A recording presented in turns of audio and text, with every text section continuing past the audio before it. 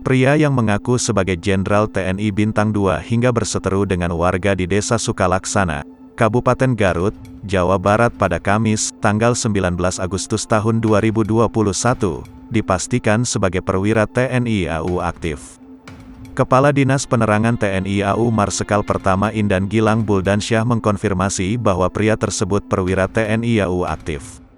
Meski demikian, Indan tidak menyebut pangkat perwira TNI AU tersebut apakah Jenderal Bintang 2 atau bukan. Untuk saat ini, lanjut dia, permasalahannya sedang didalami oleh aparat penegak hukum. Indan juga menegaskan bahwa TNI AU tetap berpedoman kepada hukum dan peraturan yang berlaku serta sumpah prajurit maupun 8 wajib TNI termasuk atas kejadian yang menimpa seorang perwira TNI AU di Desa Sukalaksana tersebut.